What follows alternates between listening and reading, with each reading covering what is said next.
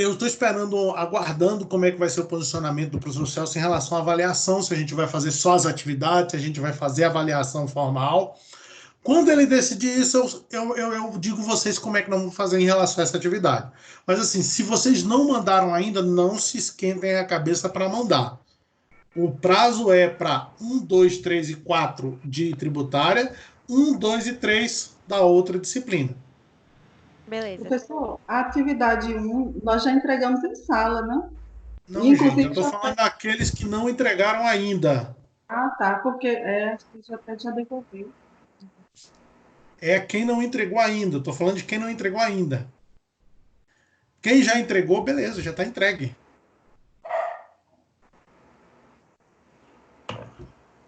Entenderam? Sim. Tá, ok. Então retomemos aqui. Vocês conseguiram entender do que eu falei sobre a questão do CFLP? Então nós temos 1, 2 e 3 entradas. 5, 6 e 7 saídas. Então é muito fácil eu fazer essa separação. Ou seja, eu posso colocar aqui, ó, tá? Operações de saídas são essas aqui. Vou fazer uma cópia aqui embaixo.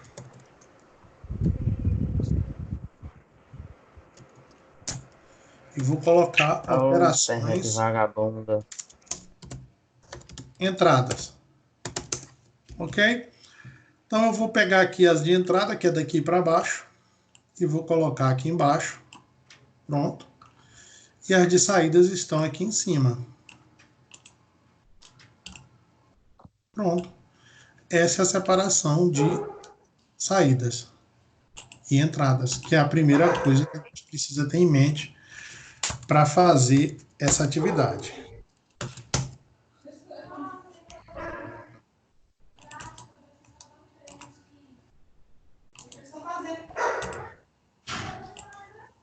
Tá aqui as entradas.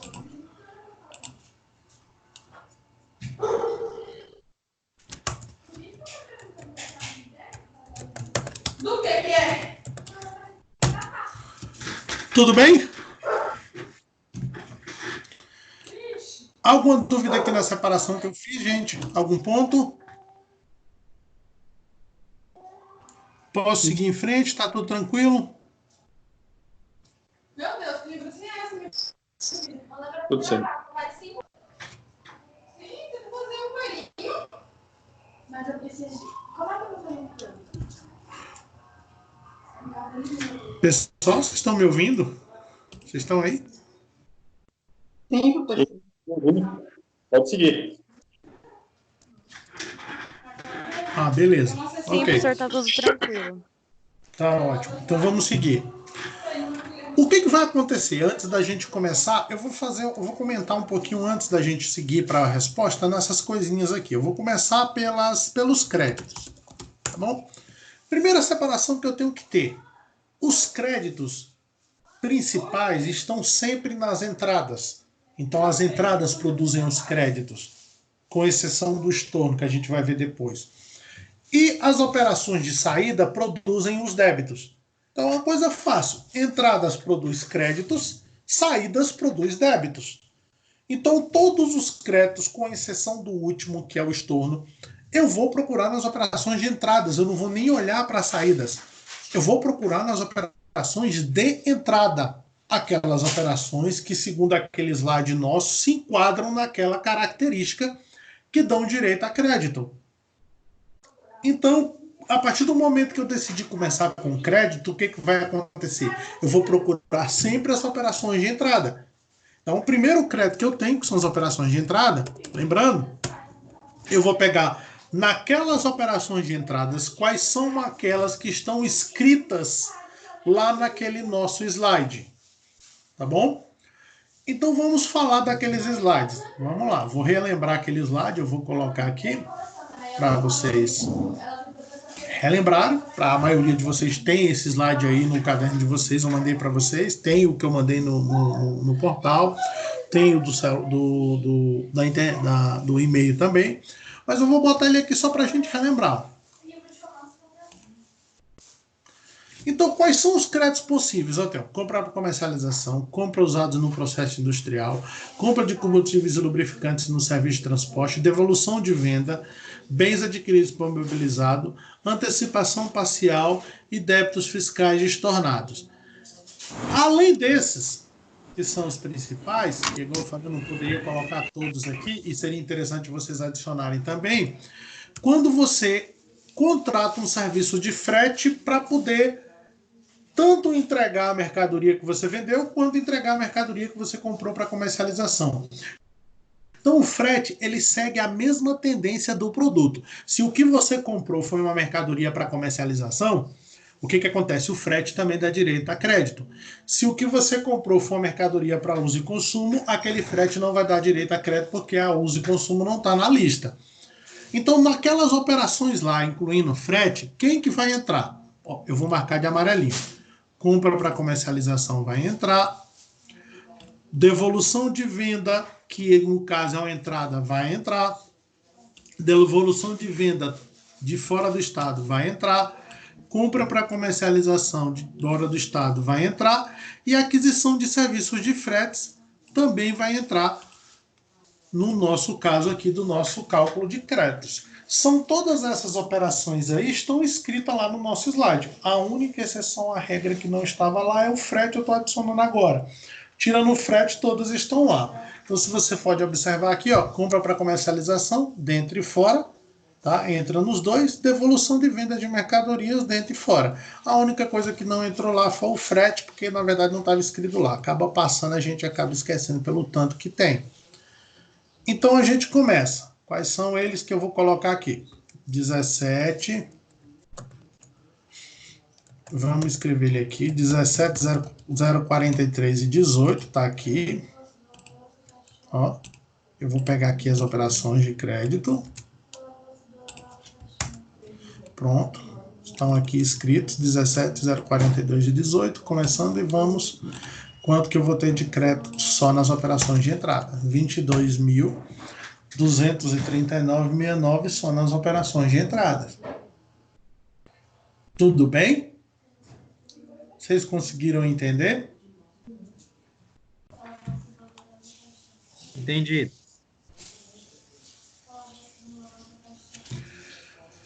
O próximo crédito é aquele crédito específico do ativo imobilizado. Quando eu chego nesse crédito, o que que faz? Eu esqueço as outras coisas e olho somente para o imobilizado. Eu tenho uma única operação de imobilizado e ela está bem aqui, ó. Vou até marcar ela de verde para vocês diferenciarem, tá? Então, aqui nessa operação de imobilizado, eu tenho esse valor aqui. Então, como é que eu faço o crédito do SIAP? Eu pego o valor do crédito, que seria esse número aqui, o imposto, tá aqui. Vou dividir ele por 48 parcelas, vou dividir em 48, lembrando que o 48 é sempre fixo, e vou multiplicar ele pela divisão entre esse total de base de cálculo aqui, dividido por esse total aqui de valor contábil das saídas. Também é padronizado. Simplesmente pego os dois números e faço a divisão. Então, aqui nós teremos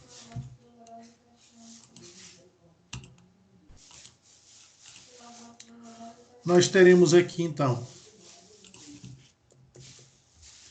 esse dividido por esse, dá esse número, e esse dividido por esse, dá esse número daqui.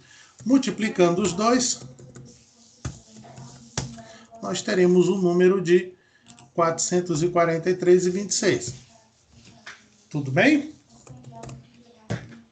Conseguindo entender qual foi a operação que eu fiz?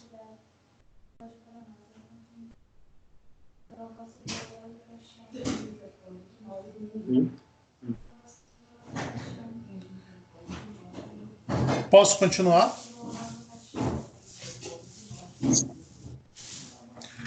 Eu chego no meu último aqui, que seria o estorno de crédito. Lembra do que eu falei? No caso do estorno de crédito, eu falei isso na sala, eu vou procurar uma única operação que daria estorno de crédito. Duas operações que podem acontecer.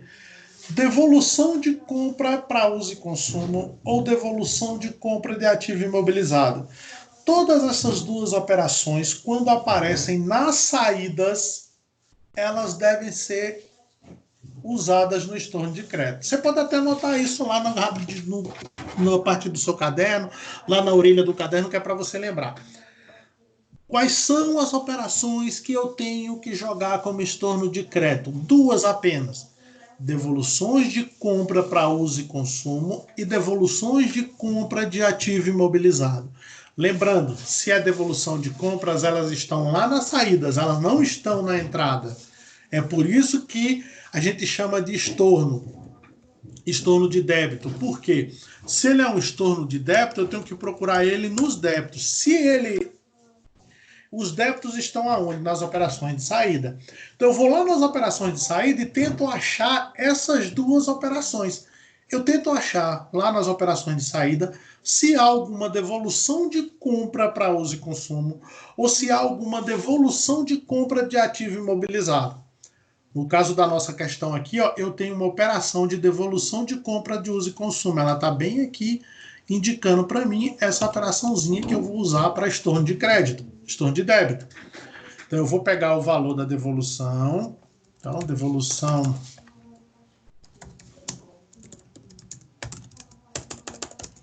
uso-consumo. Ele vai me dar um total lá, muito simples, eu só pego o total de imposto 2.353,08. Esse seria a minha devolução de compra para uso e consumo. Tá? O valor do crédito referente ao estorno do débito que está na saída da devolução de compra para uso e consumo. Com esse número, a gente consegue somar o total de crédito.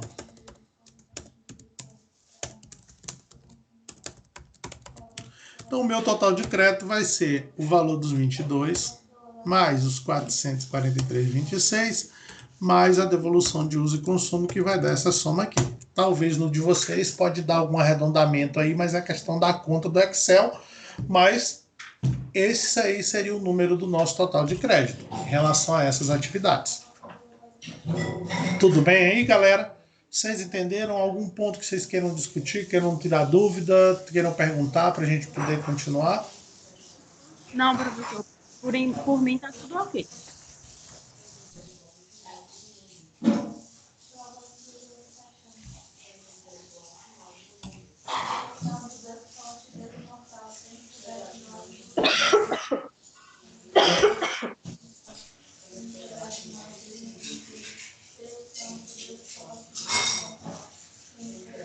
O nosso próximo cálculo, e aí agora vai ficar fácil, porque eu só tenho dois cálculos. Lembra do que eu falei? Nas operações de débito, que a gente vai calcular o débito, eu só vou ter duas situações. O débito total das saídas e o valor do diferencial de alíquota. Por quê? O estorno de crédito não dá para me avaliar em atividade assim, fazendo em atividade escrita. Eu não tenho como montar a situação de fato que produziria um estorno de crédito. Então a gente nem chega nele. A gente vai trabalhar somente com o débito das saídas e o valor do diferencial de alíquota. Então vamos começar nos débitos. Se os créditos eu peguei as entradas, os débitos eu vou pegar sempre as operações de saída. E aí eles são mais fáceis de calcular. Ó, débitos, eu tenho o primeiro débito que seria a soma das operações de saída. E aí é fácil, porque eu não preciso ficar separando igual as entradas. Eu posso pegar o total. Eu simplesmente pego o total que está na coluna de imposto das operações de saída. Pronto, isso aqui é o meu débito de saídas. 25, 190, 131 e 58. Somei a coluna imposto nas operações de saída, eu tenho o valor do meu débito nas operações de saída. O próximo cálculo seria o cálculo do diferencial de alíquota. Então, vamos lá. O DIFAL. Como é que eu calculo o DIFAL? Primeiro, eu tenho que descobrir qual é a alíquota que foi usada nas operações de compra de material de uso e consumo. Como é que eu faço essa descoberta? Eu vou pegar aqui o valor do imposto e vou dividir pela base.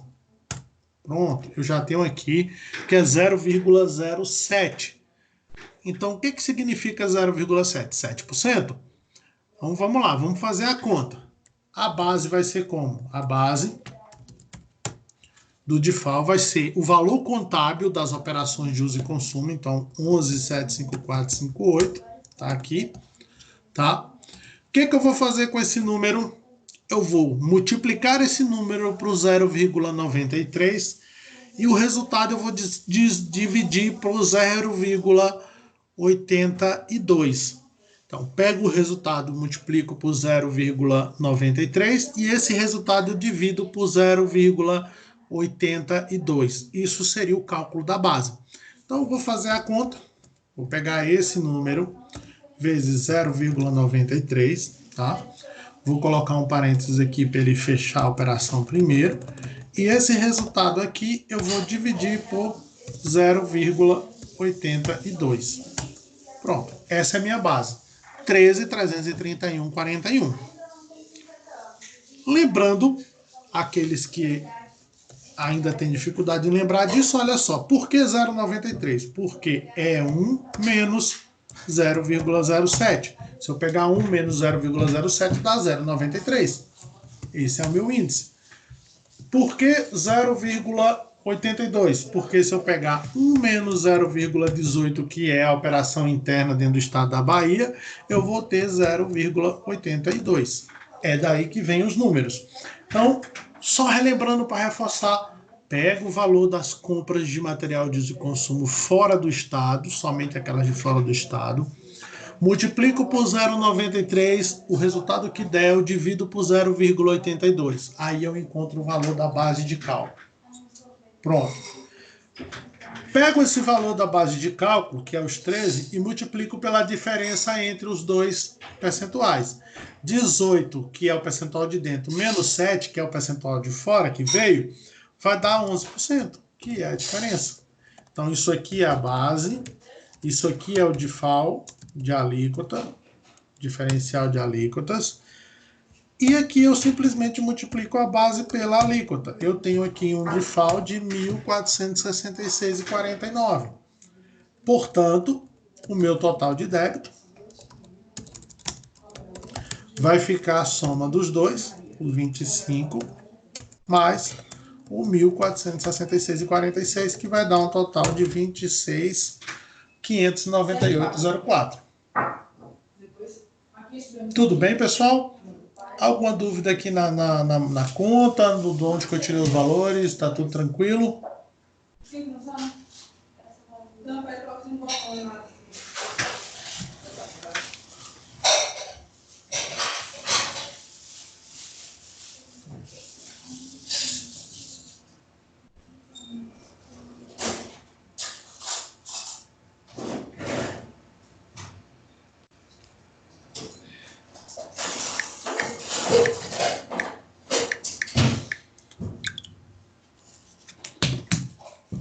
Para finalizar a questão, para responder a questão no final, o que é que eu vou fazer? Eu vou pegar o total do débito e subtrair o total do crédito e verificar qual é o saldo, se é a compensar ou se é a pagar.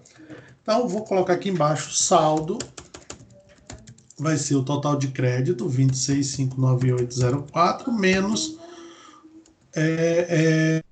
25.036,03, que é o crédito. Então, eu vou pegar os dois números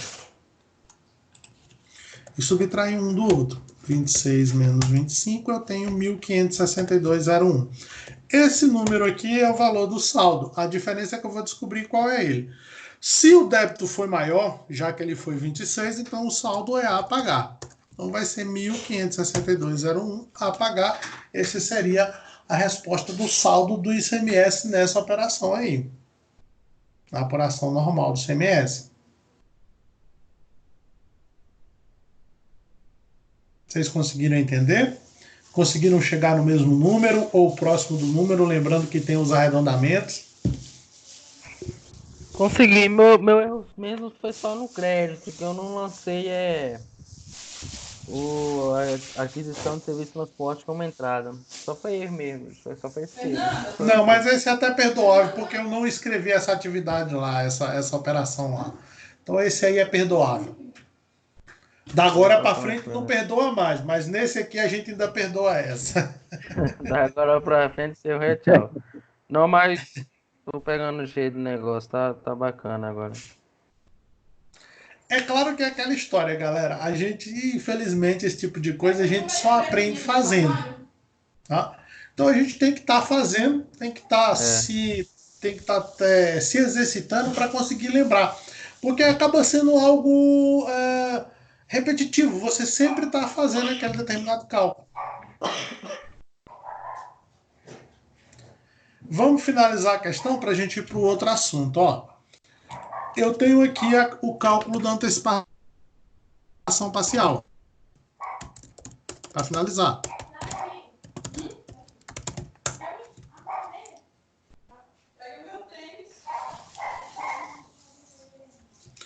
A antecipação parcial, então, a base dela vai ser a compra para comercialização de fora do estado. Como que eu identifico isso? Primeiro, se é fora do estado, tem que começar com 2. Eu vou procurar as operações que são com 2. Aí eu encontro aquela que é para comercialização. Então eu tenho lá 2102, que seria para comercialização, que é essa operaçãozinha aqui, ó. Tá vendo?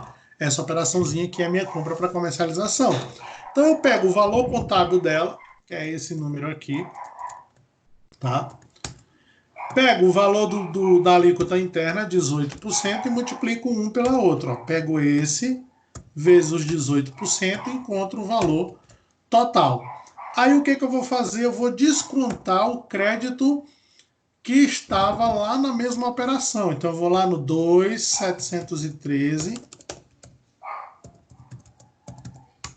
12, tá vendo? E aí eu tenho o valor total da minha antecipação parcial. Esse mais esse vai chegar no valor total de R$ 6.588,97 a pagar.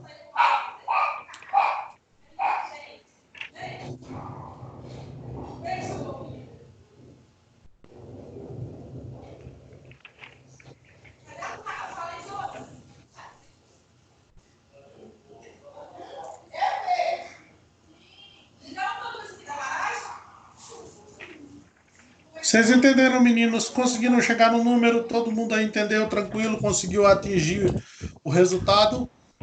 Sim. Sim, professor, conseguimos. Posso então seguir para o próximo assunto, porque eu tenho que seguir para o próximo assunto? Vamos que vamos. Pode seguir. Ok, vamos lá. Então, o nosso próximo assunto aqui, a gente entra no assunto novo, que é esse assunto aqui do Simples Nacional, tá?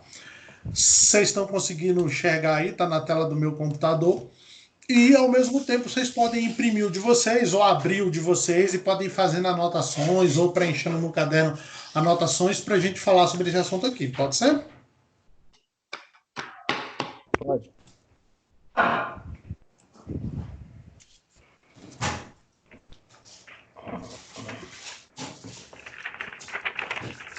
Vocês querem ter um tempinho aí para se adaptar, para poder abrir os arquivos? Sim.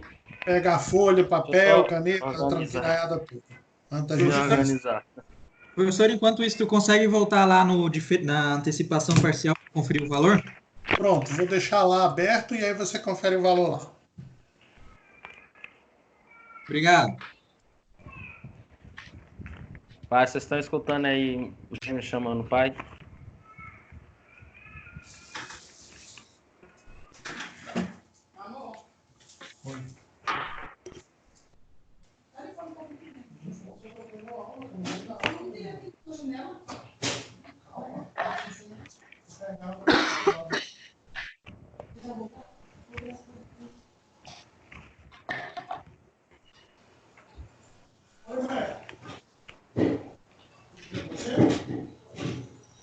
Estou no meio da aula ali, por isso que eu não estou dando muita atenção, estou dando aula ali agora, tá bom?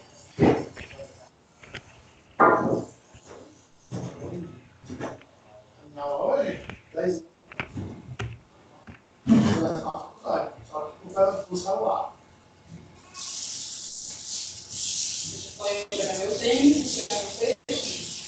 E você como é que está de saúde?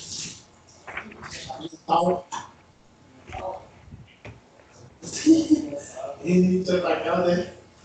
Ah, nem mexe com essas meninas aí, pra quem quer alergia ao cachorro, pode passar longe. Ei, moça, cuidando do seu banheiro, ó. Aí, tá vendo? Nem passa longe.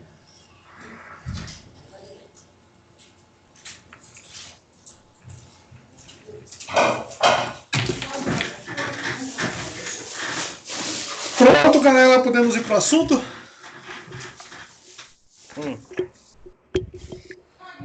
E aí, Elton, tá pronto? Posso seguir? Pode mandar ver, tá tudo pronto aqui. Beleza, O restante, gente. pessoal. Nosso próximo assunto é o assunto do sistema do Simples Nacional. Então a gente começa a entrar na tributação federal. Do ponto de vista federal, a gente tem quais impostos que entram nessa sistemática? A gente tem o carro-chefe da tributação federal. A gente tem o imposto de renda das pessoas jurídicas, que é o IRPJ. A gente tem a contribuição social sobre lucro líquido, que é a CSLL. A contribuição para o Programa de Integração Social, que é o PIS. E a contribuição para o financiamento da Seguridade Social, a COFINS. Eu não elenquei ali nas nossas atividades o IPI, que é um imposto federal também, mas só que ele é um imposto muito específico, somente para a indústria. E um pouco diferente do ICMS, ele acaba sendo repassado para o comprador final. Então acaba que as indústrias elas são as meras recolhedoras do imposto, mas no final das contas, quem paga a conta é o comprador final do produto. Né? Então eu vou colocar esses 4 como os principais no carro-chefe da apuração federal. Então a forma de tributação federal nada mais é do que aquilo que você escolheu para calcular e pagar esses 4 impostos. É claro que as suas opções são bastante reduzidas. Então a gente teria 3 formas de tributação federal. A gente teria a tributação pelo Simples Nacional, que é o que a gente vai ver hoje, a tributação pelo lucro presumido, que é o que a gente vai ver depois, e a tributação pelo lucro real, que a gente vai ver lá no final. Então essas 3 formas, elas interferem no cálculo desses impostos que estão aí na tela. Imposto de renda, contribuição social, PIS e COFINS. Quando você escolhe, por exemplo, o lucro presumido, você está escolhendo uma forma de calcular e pagar o imposto de renda e a contribuição social, mas essa forma ela implica também no cálculo de PIS e COFINS diferenciado. Do mesmo jeito, quando você escolhe o Simples Nacional, você está escolhendo uma forma de pagar o imposto de renda, a contribuição social, o PIS, a COFINS e os outros impostos que estão dentro do Pacto do Simples, de uma maneira diferenciada e específica para aquele tipo de apuração, para aquele tipo de tributação. Tudo bem? Está muito rápido, vocês estão conseguindo acompanhar, estão conseguindo entender?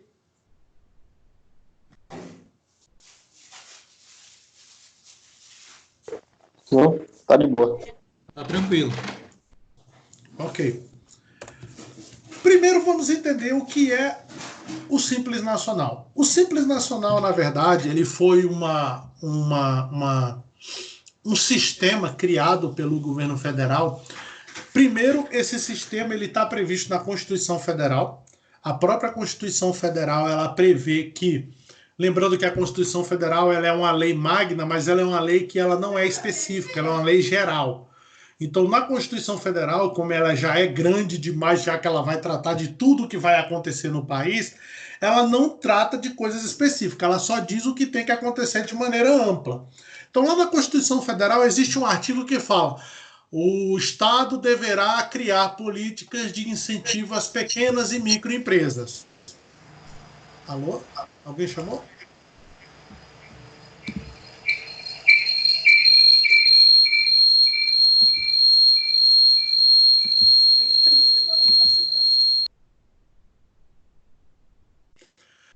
Então, quando a Constituição Federal ela previa a existência desse tratamento diferenciado, o Simples Nacional ele vem de encontro a esse tratamento diferenciado.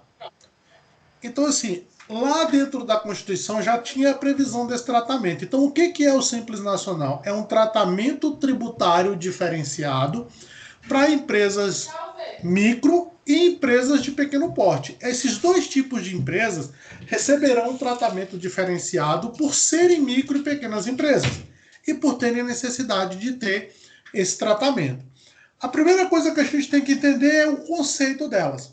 O conceito dessas empresas ela é proveniente do Estatuto da Microempresa, que é uma lei complementar emitida pelo governo federal, onde você vê o conceito de microempresa e empresa de pequeno porte. Esse conceito de microempresa e empresa de pequeno porte, ele foi relacionado ao nível de faturamento da empresa. Alguns outros órgãos públicos, como o SEBRAE, ou como bancos fomentadores, como o Banco do Nordeste, eles têm outras classificações. Eles classificam pequena e microempresa, por exemplo, pelo número de funcionários, ou às vezes classificam pela questão da forma de organização da empresa. Mas do ponto de vista tributário, o principal classificador de uma micro e pequena empresa, se não o único, é o faturamento bruto dela. Então, o que define uma empresa, se ela é micro ou empresa de pequeno porte? É manter o faturamento no máximo até 4.800.000. Então, no máximo, a gente pode ter um faturamento de 4.800.000 para poder se enquadrar como microempresa. Alguns estados e alguns municípios tiveram a ideia de manter o limite em 3.600, que era o limite antigo. Então, nesses estados e nesses municípios, ainda que a empresa ultrapasse os 3.600, ou seja, entre os 3.600 e os 4.800, que seria o limite federal, elas deixam de estar no Simples Nacional no que diz respeito aos seus respectivos tributos. O que significa isso? Suponhamos que a Prefeitura de Luiz Eduardo Magalhães indique que o limite de faturamento para a microempresa é 3.600.000. Se você tiver uma empresa que faturou 3.900.000, você vai estar dentro do Simples Nacional no ponto de vista federal, mas do ponto de vista do município de Luiz Eduardo, você não vai mais estar. Então você vai pagar todos os tributos federais lá dentro do Simples Nacional e o ISS você vai ter que fazer um acerto separado com o próprio município, porque você deixou de se classificar dentro dessa situação. Então, o que a gente tem de ideia nisso daí? Primeiro, o limite do faturamento federal, 4.800, e segundo, que alguns entes governamentais, alguns municípios e alguns estados adotam um limite um pouco menor que era o limite antigo. Tudo bem? Tranquilo? Então, a gente tem aí o principal conceito do que é uma microempresa, uma empresa de pequeno porte. A situação é que essas empresas, sendo consideradas de pequeno porte, elas têm um tratamento diferenciado porque, como são pequenas empresas, pequenos negócios normalmente familiares, elas teriam que ter incentivo do governo para existirem e conseguirem concorrer com as grandes empresas, os grandes grupos empresariais. Então, o fato de você ser considerado microempresa, empresa de pequeno porte, lhe dá o direito de participar de alguns programas do governo que facilite a sua vida. A primeira parte disso é o que a gente chama de tributação unificada. O que é tributação unificada? Uma empresa, normalmente, quando ela vai pagar os tributos dela, vamos pensar, por exemplo, agora no final de abril. Então, no final de abril, as empresas normais irão pagar aí, no mínimo, 4 impostos diferentes. Vai pagar imposto de renda, contribuição social, PIS, COFINS, vai pagar ICMS, vai pagar ISS. Essas empresas normais pagariam 6 guias diferentes para pagar imposto. Teria uma guia para o imposto de renda, uma guia para a CSLL, uma guia para PIS, uma guia para COFINS, uma guia para o ISS e outra guia para o município para pagar, para o estado para pagar o ICMS. Então, isso tudo cria uma dificuldade muito grande para as empresas na hora de calcular, na hora de emitir a guia, na hora de fazer o acompanhamento do valor. Então, o que o governo fez? Não, gente, vamos trocar essas guias todas bagunçadas, esse monte de ente diferente, e a gente vai pagar uma apenas. Eu pago uma única guia, um único valor fixo. Eu pego esse valor e quando o governo federal recebe esse valor, ele faz a separação. Ó, desse valor total da guia aqui de R$1.000, R$ 200 é para o município de Luiz Eduardo, 180 é para o estado da Bahia, X é para o o ERPJ, X é para o PIS, X é para a COFINS e X é para a CSLL. Mas o empresário em si vai pagar um único valor, uma guia somente, um documento somente. Então você reduz a burocracia, reduz a forma de fazer o cálculo, reduz o trabalho de fazer o cálculo, facilita a maneira de realizar o cálculo para essa empresa. Ponto. Além disso, essas empresas elas são incentivadas através de obrigações acessórias e procedimentos de registros simplificados. O que significa isso? Uma obrigação acessória é aquela obrigação que não é o recolhimento do tributo, mas é algo que você é obrigado a fazer. Por exemplo, eu vou falar de uma empresa normal. Uma empresa normal, por mês, ela entrega a DCTF, ela entrega o FD de PIS e COFINS, FD de CMS. Então, só aí já são 3 declarações que ela é obrigada a cumprir. O que você faz no sentido da microempresa e empresa de pequeno porte? Eu tiro esse tanto de trabalho que você tem que fazer e passo a exigir de você apenas uma única obrigação, que é entrar no site do Simples Nacional, preencher o valor do seu faturamento e o próprio site já vai calcular o valor para você e te devolver a guia pronta. Isso é uma redução de obrigação acessória. Vamos dar um outro exemplo. Todas as empresas normais, elas são obrigadas a ter dentro do escritório um quadro mostrando todos os funcionários que trabalham naquela empresa, mostrando qual é o nome da pessoa, o cargo que ela realiza, qual é a data de horário que aquela pessoa trabalha na empresa. Isso é o chamado quadro de cargos e horários que toda empresa é obrigada a ter. As empresas do Simples Nacional não têm obrigação de ter esse quadro lá dentro, porque o governo entende que uma microempresa normalmente é uma empresa que tem poucos funcionários e não teria necessidade dessa identificação. Normalmente são poucos funcionários que tem nessas empresas. Uma outra ideia seria a questão do registro simplificado. Se você vai abrir uma empresa comum, uma empresa normal, é obrigatória a vistoria tanto do Estado quanto do município. O Estado e o município vão lá em loco na sua empresa, verificar se a sua empresa existe, se a sua empresa está funcionando adequadamente, se está tudo certo. No caso das empresas do Simples Nacional, essa obrigação ela é minimizada. O município faz a vistoria, somente ele, o Estado não faz a vistoria. A partir do momento que o município entende que o local é propício para a realização da atividade, autoriza o funcionamento da empresa, a Receita Federal e o Estado já entendem que esse funcionamento está sendo adequado porque o município já fez a conferência dele. Além disso, desses processos simplificados, você pode tanto abrir quanto a fechar empresas de maneira ágil. As outras empresas, para serem encerradas, elas têm que passar por um processo de fiscalização para perceber se todos os impostos foram recolhidos, se todos os tributos foram pagos. As empresas do Simples Nacional, elas têm o benefício de ser encerradas instantaneamente. Você faz o pedido de encerramento para a Receita Federal ela fecha a empresa instantaneamente, e aí o que ela faz? Se tiver débitos na empresa, ela vai e coloca os débitos em nome do CPF dos sócios. Se não houver débitos, ela vai passar um tempo verificando se aparece algum débito. Se aparecer, ela vincula esse débito ao sócio e não mantém a empresa aberta. A empresa fica fechada. A empresa foi encerrada. Além dessas vantagens, nós temos a questão do acesso ao crédito com taxas subsidiadas. Então, se você é uma microempresa, uma empresa de pequeno porte, você vai ter...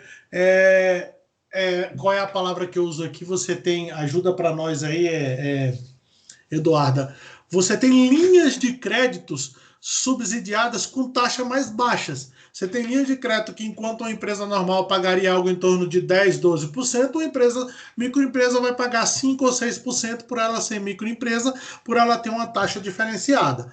Além do mais, por último, além de todas essas vantagens, nós temos a ideia da carga tributária reduzida. Por quê?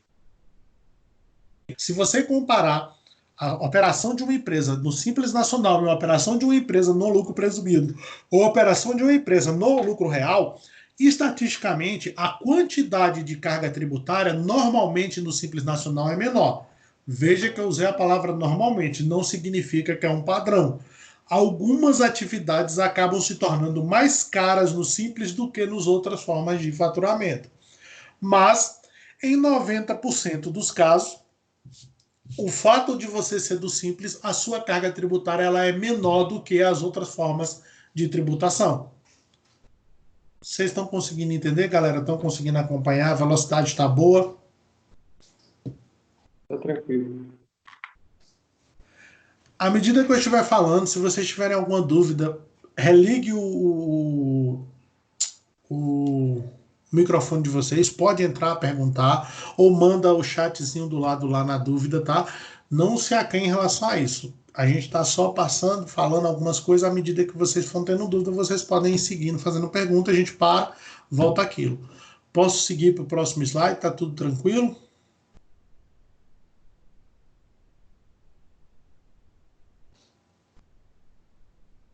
Ô, velho, só eu que falo, tô com vergonha de falar, pode seguir. O que foi? Eu tô falando só eu que falo, pode seguir. Então vamos lá. Eu vou seguir para a próxima coisa. Então, o conceito de Simples Nacional, isso é um conceito legal, ele é um sistema unificado de apuração e recolhimento de impostos e contribuições. A palavra unificado ali significa que vários órgãos juntam e tomam uma atitude em conjunto. No caso do Simples Nacional, nós temos o governo federal, dentro da Receita Federal, o Estado, da Secretaria da Fazenda dos Estados, e a Secretaria as secretarias de arrecadação do município. Então a gente tem a união desses três entes tributantes num único sistema para calcular e fazer recolhimento de impostos e contribuições. É por isso que ele chama de sistema unificado. Esse sistema unificado ele é específico para empresas de pequeno porte e microempresas que estão de acordo com a Lei Complementar 123. Então elas estão obrigatoriamente elas têm que pertencer ao Estatuto da Microempresa. Então você não pode entrar no Simples Nacional se você não for do Estatuto da Microempresa. Exemplo, existe uma cláusula no Estatuto da Microempresa que diz que para você se enquadrar como microempresa, independente do faturamento, você não pode ter um sócio pessoa jurídica. Ou seja, se eu abrir uma empresa e um dos meus sócios for outra pessoa jurídica, eu nunca poderei me enquadrar dentro do Estatuto da Pequena Empresa. Se eu não posso enquadrar dentro do Estatuto da Pequena Empresa, automaticamente eu não posso optar pelo Simples Nacional. Eu não posso escolher o Simples Nacional. Eu teria que escolher outra forma de tributação. Então, o fato de você ser do Simples Nacional significa que condição básica para ser do Simples Nacional é você ser enquadrado no Estatuto da Micro e Pequena Empresa. E, por último, a gente, nesse sistema, unifica impostos federais, estaduais e municipais, que a gente vai ver logo em seguida. Tudo bem, galera? Posso continuar?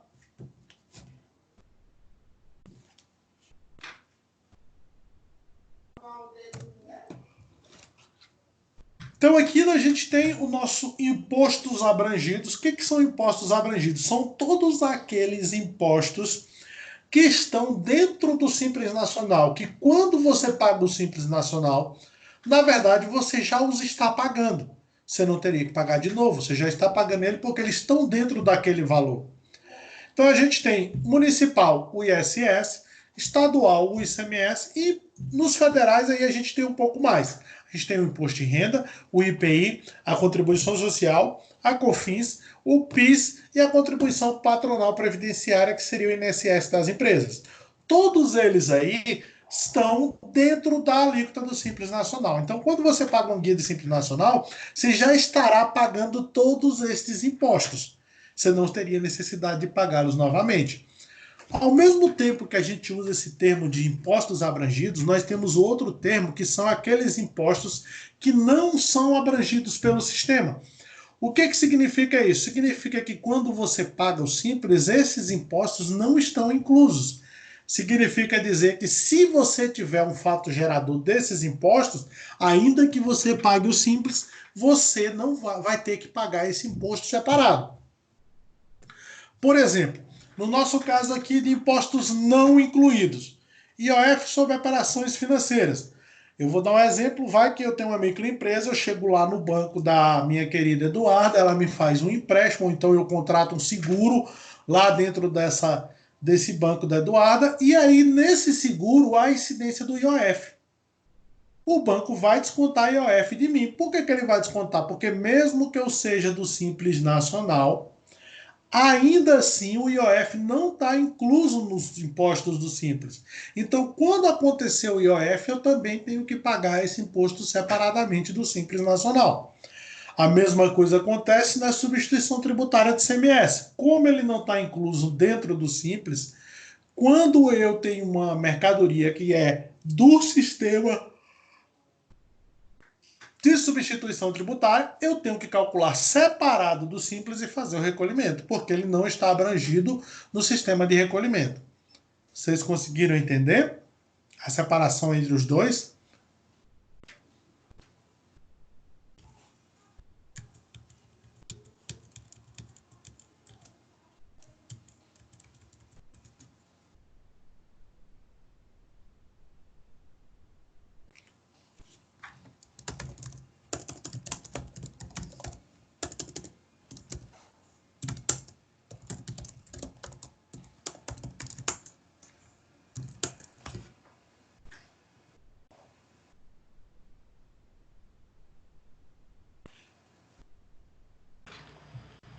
Professor, Oi. ó, eu tô entendendo. Mas assim, talvez as dúvidas venham a surgir quando for fazer alguma atividade, né? Mas tá bem Não, legal. beleza, tranquilo. As dúvidas sempre vão existir. Quando a gente fez uma atividade, quando a gente tem um conhecimento novo e não tem dúvidas, das duas, uma. Ou eu não entendi nada do que estava na atividade, ou eu estou mentindo dizendo que eu entendi. Não, a explicação tá bem tranquila, dá para Tá. entendendo o que você está dizendo. Porém, assim, vamos ver lá no exercício quando for proposto. Tranquilo. Vamos continuar então, galera. Se eu tiver muito rápido, vocês pedem que eu volte e a gente reexplica. Quando se trata de vedações do sistema, na verdade, nós estamos estudando aquilo que impede as empresas de aderir ao Simples Nacional. Por isso que eu chamo vedação.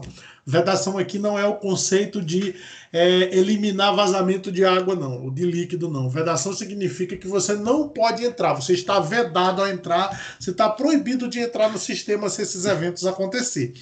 Eu tenho dois tipos de vedações. Eu tenho vedações ao estatuto, que é aquela lei 123 estava lá atrás. Então, o que acontece? Vedações, elas impedem que a empresa entre no estatuto. Se ela não entra no estatuto, ela não chega nem chegar perto do Simples Nacional. Tá? Elas não chegam não a entrar no estatuto. São as mais comuns. E você tem as vedações que são ao sistema do Simples Nacional. O que significa isso? A empresa ela é do estatuto, mas ainda que ela seja do estatuto, ela não consegue aderir ao Simples porque algum bloqueio impede ela de entrar no Simples, mas mesmo assim mantém ela dentro do estatuto. Então ela fica no estatuto da micro e pequena empresa, mas ainda assim não entra no Simples porque alguma coisa impeditiva impede ela de entrar no sistema do Simples Nacional. Trocando em miúdos, você pode dizer o seguinte: uma empresa ela pode ser do estatuto e não ser do Simples. O que tem nessa situação? Ela tem uma vedação ao sistema. E algumas empresas que não forem do estatuto, ela não vai ser do Simples porque ela não chegou nem a entrar no estatuto. Então, um pré-requisito para aderir ao Simples é estar no estatuto. Se você não está no estatuto, você já está fora do sistema do Simples Nacional. Vedações ao estatuto. Claro, meninos, eu não vou citar todos aqui. Eu vou citar aqueles que são mais comuns, mas eu não vou citar todos aqueles que estão lá. Se você for lá no Simples Nacional, dentro da legislação do Simples, que seria uma legislação específica, vocês vão ter lá páginas e páginas identificando quais são as situações. Eu retirei aquelas que eu julguei mais importantes, tá? Então isso daqui não é uma lista exaustiva dos itens. Primeira vedação, tem participação outra pessoa jurídica. Eu já citei ela lá atrás. Se um dos sócios for pessoa jurídica, esquece. Você não vai entrar no Simples Nacional. Então, você não teria como entrar no Simples Nacional.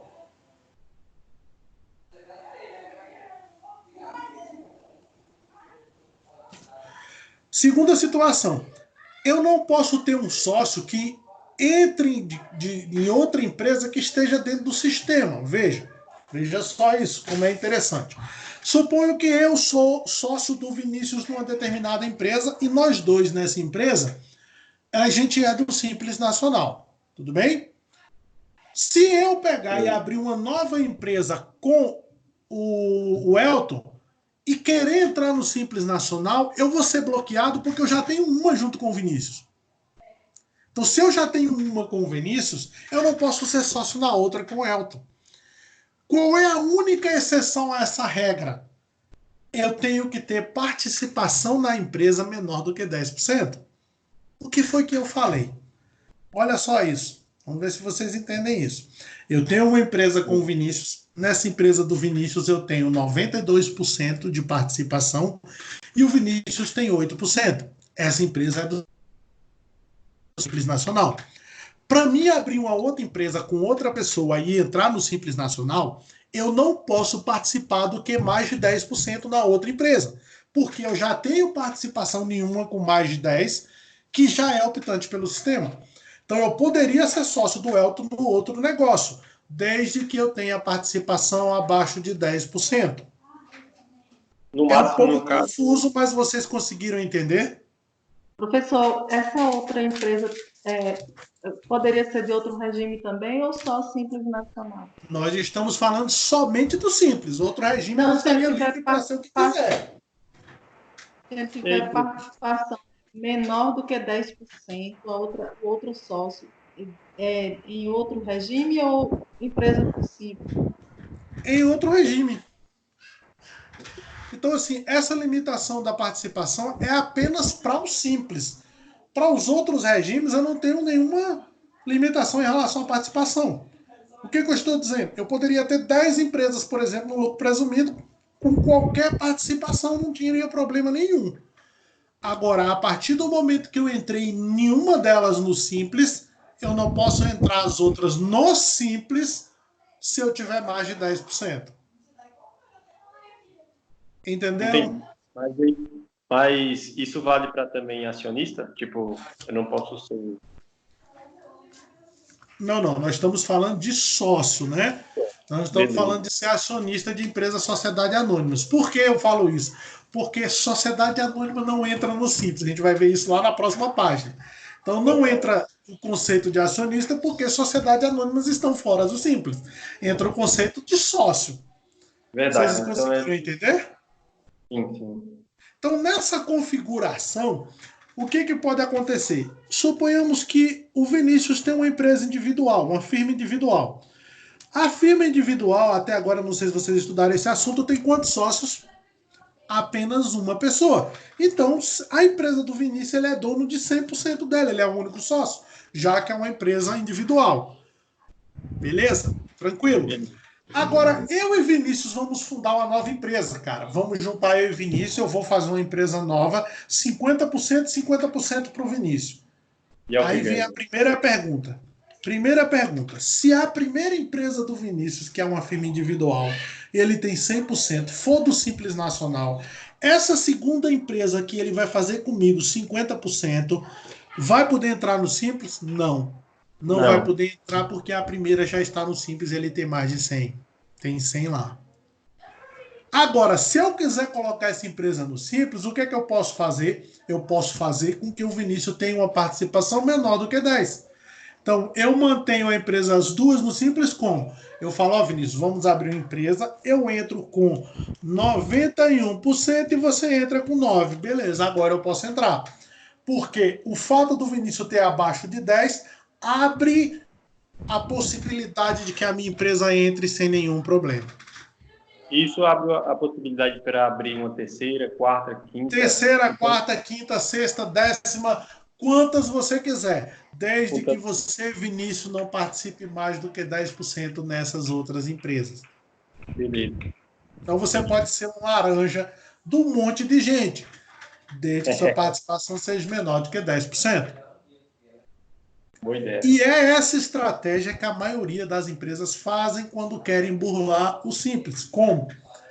O cara abre umas 50 empresas diferentes, com um monte de nome de gente diferente, com a mãe, com o tio, com o primo, com o irmão, com o cunhado, com a sogra. E aí faz o quê? Coloca a participação dele menor. No final das contas, quem manda na empresa é ele. Ele vai lá, coloca uma cláusula na empresa que as cotas são todas sequestradas por ele, pega uma procuração absoluta para que tudo ele decida. No final das contas, ele vai ter um monte de empresa dentro do Simples Nacional participando menos de 10% e continua sendo o dono e continua mandando em todas elas. Então, a inteligência do brasileiro na hora de resolver os problemas, na hora de equacionar os problemas que a legislação impede ele de fazer. Você vê como é que acontece. Todo mundo conseguiu entender isso aqui? Sim. Você pode voltar nessa parte da tem participação de outra pessoa jurídica, por favor? Não, o fato de você ter outra pessoa jurídica já está fora. Você não chega nem a entrar. Então, suponhamos que eu abra uma empresa e um dos meus sócios é outra empresa, está fora. Não entra nem no estatuto. Se não entra no estatuto, não entra no Simples. Essa é uma vedação absoluta. Eu não posso ter sócio pessoa jurídica. Só pode ter sócio pessoa física.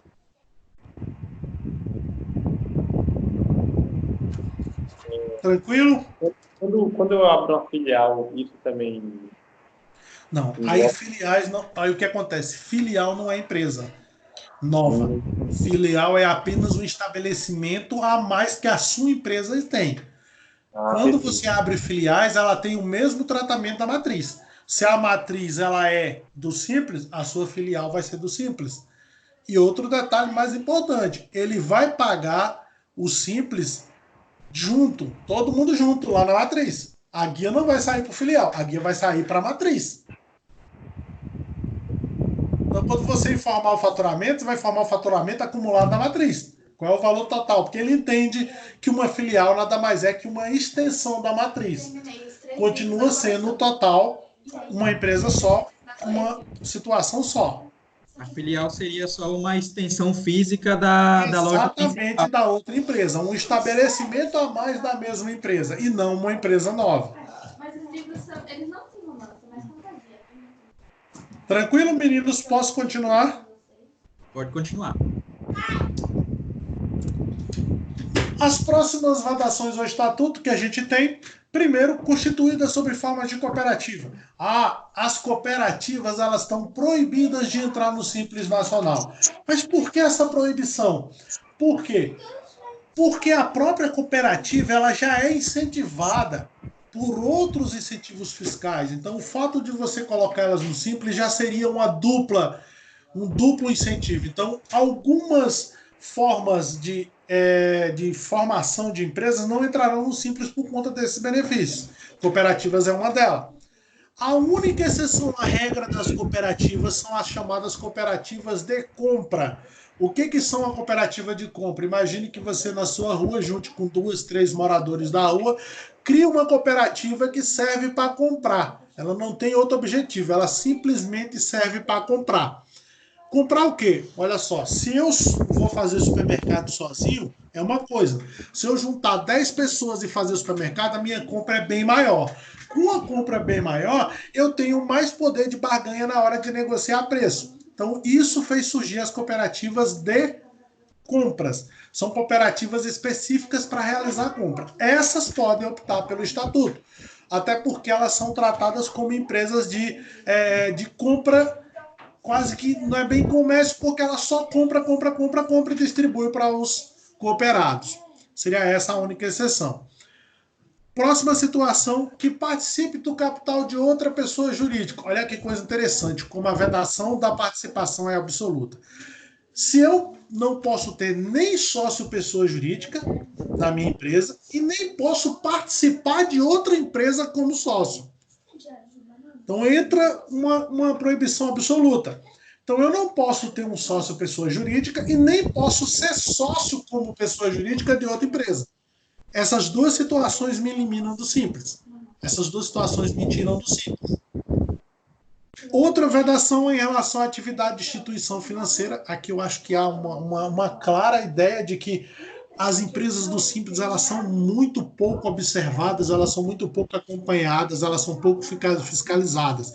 Então, se eu tivesse uma instituição financeira no Simples, eu teria uma possibilidade de produzir muitas perdas para os acionistas dessa, para os clientes dessa empresa. Porque se um banco quebra, por exemplo, o prejuízo dele todo vai para os clientes dele. Então, no caso de uma pessoa jurídica que tem atividade de instituição financeira entrar no Simples, imagine o risco dos clientes dessa empresa caso essa empresa tivesse algum problema financeiro. Então, a incompatibilidade disso faz com que uma empresa, por mais que tenha pouco faturamento, se for atividade financeira, não entra no Simples Nacional.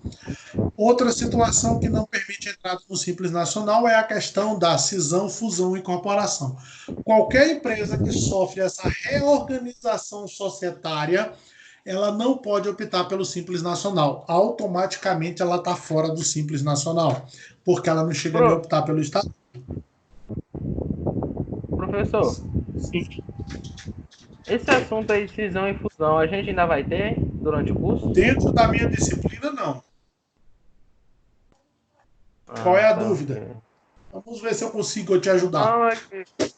Não, é que eu vi eu conheço uns colegas que teve esse tipo de assunto, eu tava, não sei se ia ser na sua matéria, só por essa questão mesmo. Não, normalmente você vê isso em contabilidade avançada, lá no terceiro semestre, se não me engano. Acho que não teve, não. Nós já teve essa matéria. Pode ser que você matou a aula nesses dias, né?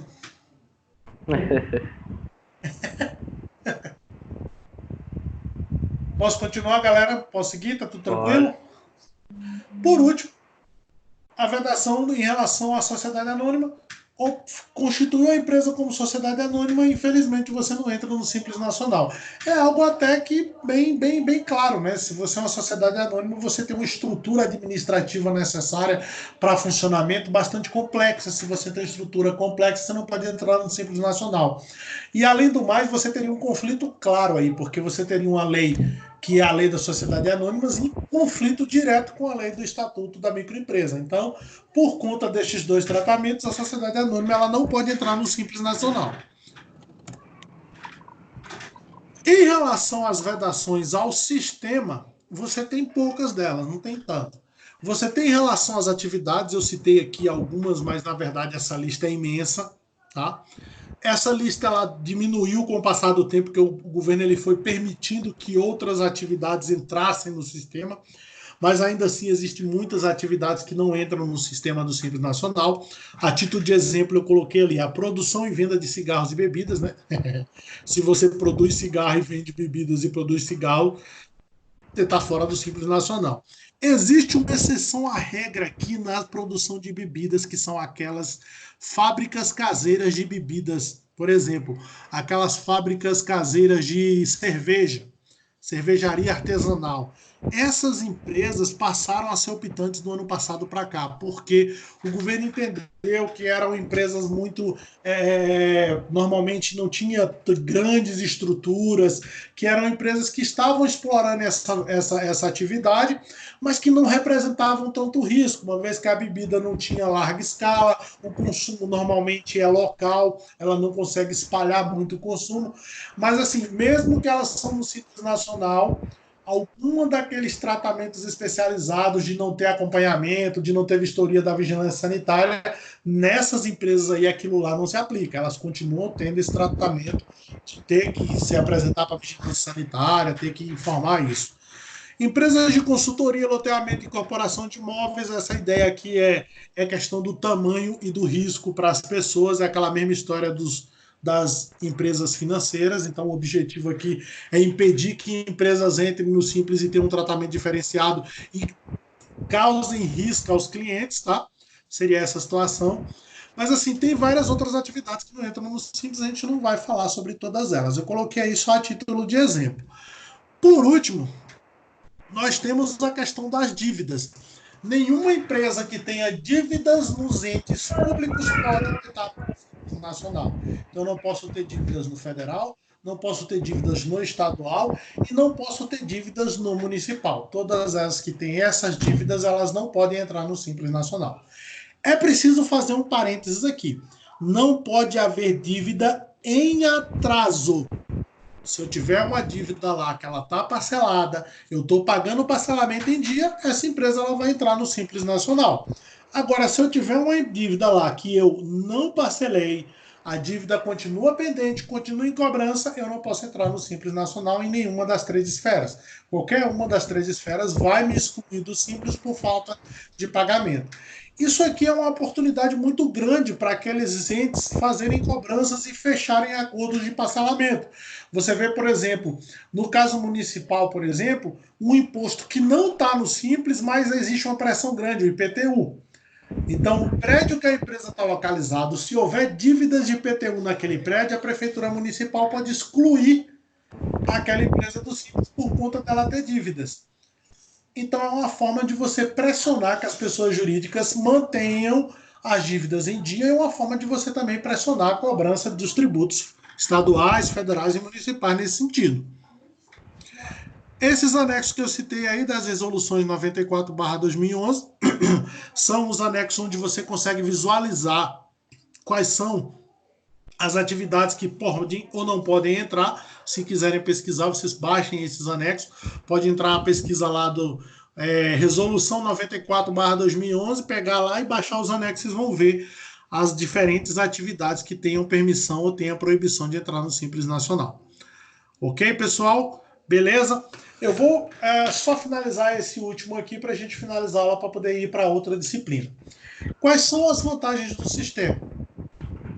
Primeiro, o recolhimento unificado dos tributos. É uma questão de burocracia. Eu tenho uma facilidade para cumprir minhas obrigações, para acertar minhas contas com os entes. Então, eu, em vez de pagar aquele monte de papel, aquele monte de documento, eu pago um só e está resolvido. Segundo, fiscalização orientadora. Este é um benefício bem interessante, galera. Por quê? A fiscalização do governo, de todos os entes, normalmente ela é punitiva. Ela vai fiscalizar você. Encontrou alguma coisa errada, ela vai te multar. No caso do Simples, ela tem uma orientação de ser uma fiscalização orientadora. Ela tenta mostrar para você o que é certo, o que você deve fazer para não cumprir, para cumprir a legislação. Então, ela não vai te multar na primeira vez.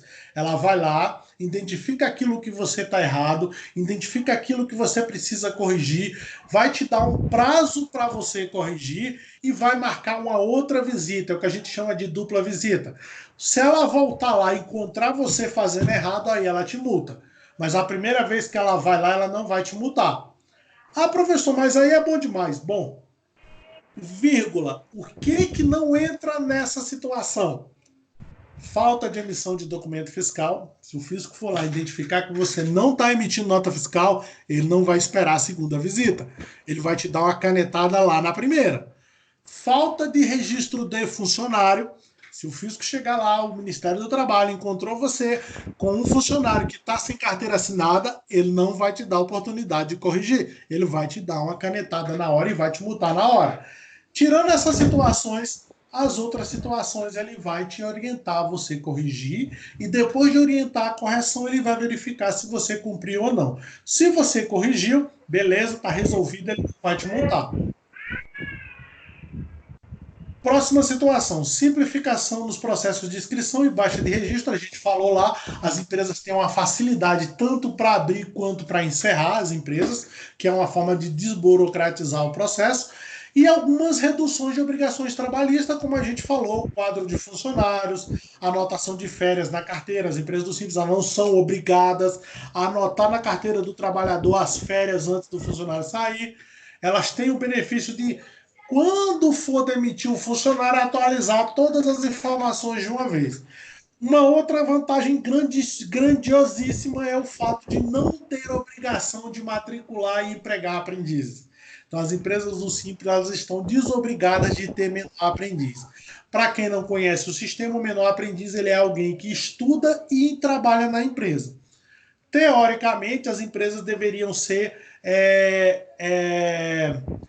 facultativas ter esse tipo de pessoas. Mas como no Brasil só faz as coisas se obrigar, teve que vir uma lei que obrigasse as empresas a contratar essas pessoas que terão que aprender a trabalhar. Então, as empresas normais fora do Simples, elas são obrigadas a contratar um menor aprendiz, pagar ele para trabalhar meio período e no outro período poder estudar para aprender aquilo que ele está fazendo na atividade. É um programa muito interessante, um programa muito positivo e que produz muitos bons funcionários. Mas as empresas do Simples Nacional elas estão desobrigadas, porque de certa forma acaba sendo um custo a mais para a empresa. Beleza, galera? Tudo bem? Beleza. Vamos fazer uma pequena pausa nesse assunto aqui agora. A gente volta nesse assunto na aula de amanhã, porque da agora para frente a gente vai entender como é que funciona o cálculo, a gente entendeu qual é o conceito, a gente entendeu as características, a gente entendeu quem entra, quem não entra, o que pode e o que não pode fazer. E aí daqui na frente a gente vai para a parte de cálculo, para a parte de como fazer o cálculo, como realizar o cálculo do Simples Nacional. Tudo bem? Então a gente vai fazer uma pausazinha para tomar uma água, tomar um cafezinho. A gente volta às 15 para às 5 para as 9. Pode ser, galera? Pode... Tranquilo? Pode ser. Show de bola. Então eu queria agradecer aí a Bia pela aula, por estar presente na aula, tá, Bia? A gente na próxima você não participa, mas valeu por estar presente com a gente. Valeu, boa noite, fiquem em paz, você cuide-se e daqui mais alguns minutos a gente volta, tá bom? Beleza?